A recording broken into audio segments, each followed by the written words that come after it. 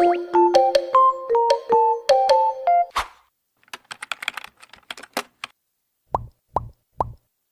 guys, for today's video, magluluto tayo ng tinolang puso ng saging. Sa pagbabalat pala nito, kailangan iwain siya ang ganito para maluwas masanggaw. Try lang.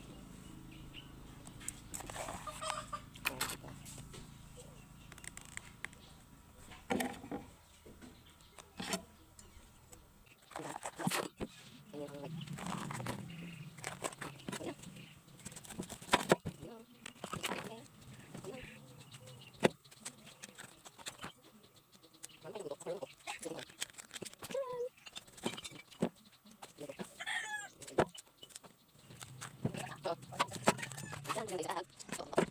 Let's go.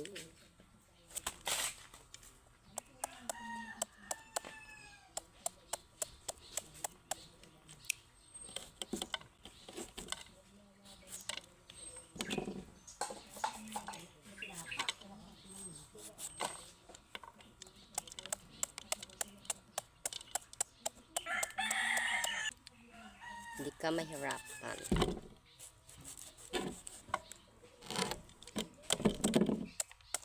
Pasensya na kayo, ang kutsilyo naman sobra katalom. Mas matalom pa sa ko. Diba? Diba? Parang hindi na siya dapat.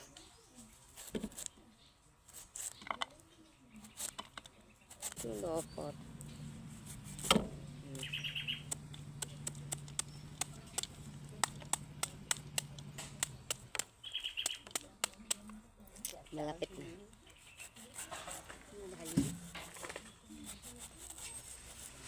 Okay, tapos na. Let's proceed to mustumos. Lagyan ng seal.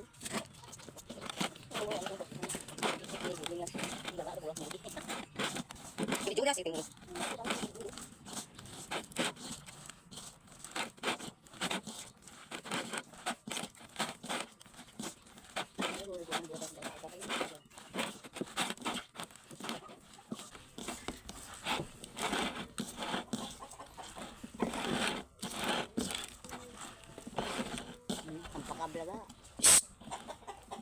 Okay, pag ganito na siya, pwede na siyang kumuson.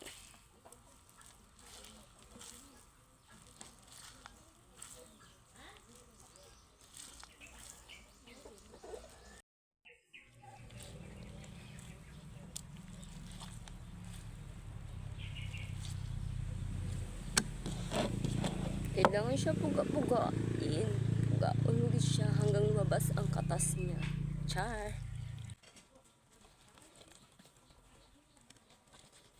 Ay, hindi siya makadhat. Diba?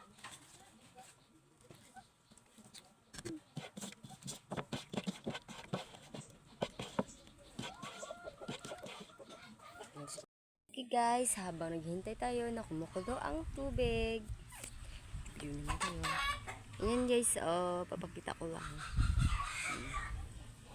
Ayan na, nagpapakulo po tayo ng tubig. At saka pasensyahan na rin yung kardero namin kasi marami siyang bulin. Dahil dito kasi guys, hindi kami gumagamit ng gasol. Ang ginagamit namin is African oil. Pasensyahan na kung maraming buling yung kaldero namin dahil sa African pa lang, wala na. Minsan nga pati yung mukha mo may mga buling kung hindi mo lang sana all mapansin. What's in till the end. Charlie. Oh my God! Wow! At bago pa lang lahat ng guys, nag-stay para ako dun ng saluyot at hindi ko na lang pinakita sa video. Ayan. Baka kumulo na yung ating tobe. Nag-init kanina. Lagay na natin sa calderos ang puso. Kung ng lahat guys, kailangan natin lagyan na ng garlic ang ating sabaw para mabango. Oh. And then, ilunod na natin ang puso.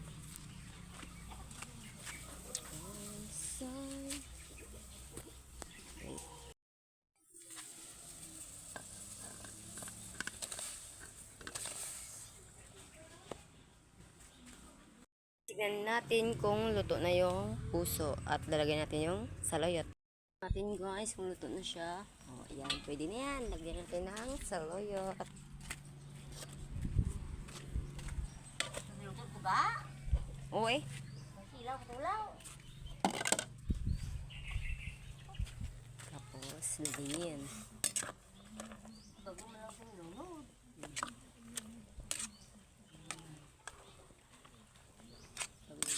At bago pala ang lahat dyan, nalagyan ko na pala ng asin guys, hindi ko lang ipinakita sa video. Pero okay na talaga ang lasa niya, nilagdagan ko na ng magic sarap.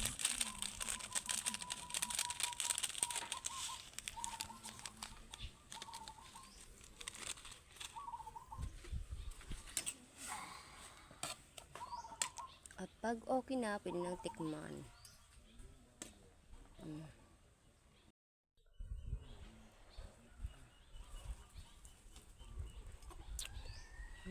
Okay na siya.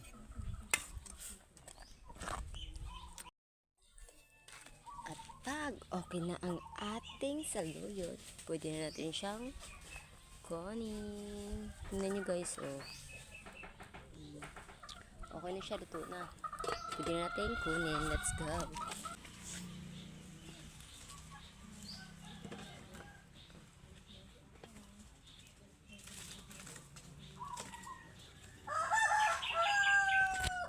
Okay na. Pwede na kumain. Kain tayo guys.